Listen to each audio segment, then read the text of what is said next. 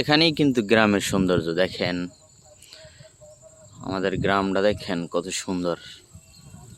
এই যে বিশাল বড় একটা রাস্তা গেছে, দুই পাশে অনেক ধরনের গাছ, সারি সারি গাছ, তাল গাছ, আরো বিভিন্ন গাছ আছে।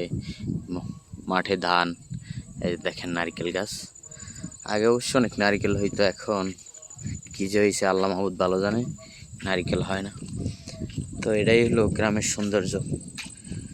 শহরে তো এই গাড়ির হরেন, রিক্সা ও মুখসমুখ কত কিছু, কত গাড়ি আছে, কোনো শেষ নাই গাড়ির, কোনো কথা বলা যায় না। এত ধুলাবালি, এত দূষিত ঢাকার শহর, এই পাথরের শহর, এত পরিমাণ দূষিত যা বললে শেষ করা যায় না। দেখেন তো এখানে কি সুন্দর বাতাস, কি স্বচ্ছ বাতাস, কত পিওর অক্সিজেন পাওয়া যায় গ্রামে আসলে। দেখেন, দেখছেন? এই যে আপনাদের একটু দেখাই, এখানে কিন্তু আপনার এই যে গোলা ভরা ধান আর পুকুর ভরা মাছ, আসলে কিন্তু কথা সত্য। এই যে পুকুরে মাছ কিন্তু, এই যে দেখেন ধান, আমাদের ধান হয়েছে মাশাআল্লাহ, কয়দিন পরে কাটতে হবে। এই যে পুরো বিলে ধান, কত মানুষের ধান লাগাই রাখছে, কয়দিন পরে ধান উঠবে। দেখছেন পুরা মাঠেই কিন্তু ধান, এর সাথে মাছ।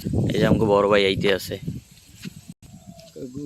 এই এলে আমগো ঈদগা মাঠ, এলাম আমগো সাইক্লোন শেল্টার, এর পাশে হইলো যে আমাদের সোহানপাড়া দাখিল মাদ্রাসা। এখানেই আমরা পড়াশোনা করছি, আমি আছি, আমাকে বড় ভাই আছে। এই যে আমাকে বড় ভাই, সে কিন্তু এখানে পড়াশোনা করছে, তার পাশাপাশি এখানে সে এখন শিক্ষক। তো অনেকেই আছে এরকমের। এই যে দেখেন আমাদের এলাকা কিন্তু সুন্দর আছে। এই যে অবশ্য এই যে বন্যায় আপনার তাল গাছের মাথা ঘুরে লই গিয়েছে। গ্রাম কিন্তু মাশাআল্লাহ অনেক সুন্দর। এই পাশে ধান, এই পাশে পুকুর, পুকুর ভরা মাছ আর গোলা ভরা ধান। এলাকায় অনেক অবশ্য আগে নারিকেল হইতো, এখন আর নারিকেল হয় না, নারিকেলের পরিমাণ কমে গেছে। কিসের জন্য কমে গেছে আল্লাহ ভালো জানে। এরকমের গ্রামের রাস্তা দিয়ে হুন্ডই চলে, এছাড়া ওরকমের ঢাকা শহরের মতো বড় বাস বস আবি জাবি এগুলো চলে না। তো এই যে পোলাপান, আমগো গ্রামের পোলাপান, এরা কিন্তু গেমস মেমস খেলে। এই যে ইসুফ বিয়া, এই আমগো এলাকার নেতা।